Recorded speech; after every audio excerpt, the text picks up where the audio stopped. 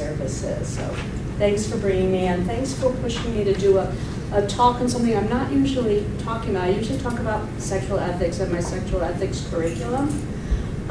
But in that curriculum, there are 2 lessons that are on sexting and pornography, and I wanted to update them. And so I'm grateful for getting that little push to take a look at them and to think about how I want to convey this information after I convey it to you to 8th, 9th, and 10th graders in my sexual ethics curriculum. But the most important conversation to have is one about ethics, where we started out. What do you want? What kind of sex do you want your child to have? And how do you want your child to treat other people? Not just how do you want them to protect themselves, but how do you want them to treat other people ethically? Because I mean, sex is about relating to other people in a way. It's not just about going off alone on your computer and pleasing yourself. And in anything that we do with other people, whether it's selling to them or teaching them or providing a service, we think about the ethics of it. So I think starting with your children, maybe health is okay too, but also starting with, what do you want for them idealistically, and how do you want them to treat other people? That's why I have this sex education as moral education kind of focus on my curriculum.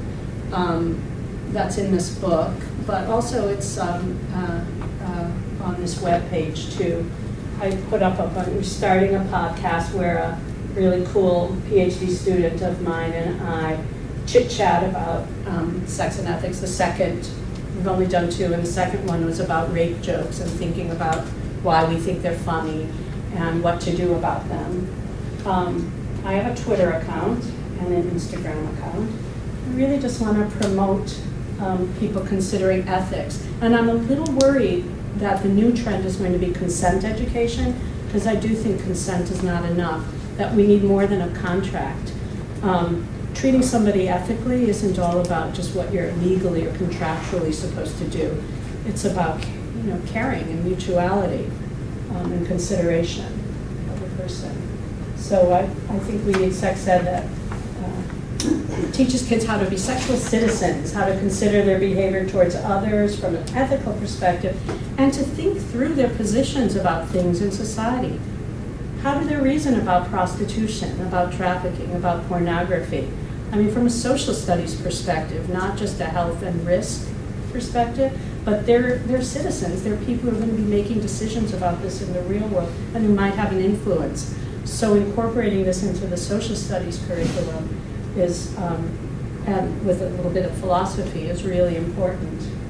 This is what it looks like in our curriculum, and these are the lessons in it. This is how I first got invited to give this talk, because Jennifer McNamara was looking at the curriculum and was thinking about how they might use that. That you can see that there is a lesson about shame, a lesson about pleasure, about rape culture, about the limitations to consent, about coercion, about casual sex, about stereotypes. And we've taught it, and to some success, in a 9th grade to 7 9th grade classes. And we're also developing this curriculum called The Habit, and it's a bystander intervention training curriculum that we're teaching to first-year college students now. And we're trying to take less of a feminist perspective, because I think that you can't turn people into feminists in like 4 easy lessons, but you can affect people in their moral sensibility, because college students are good people. They want to be good people. They want to do the right thing. And when they're at a party and they see something that looks like inappropriate behavior or even potential for a sexual assault, they generally have a gut feeling that they talk themselves out of. And so what we try to train them to do is to pay attention to that gut feeling and go with it in ways that aren't like, I'm going to be a hero and stop this, but ways that disrupt something bad that might be happening without having to buy into our feminist perspective.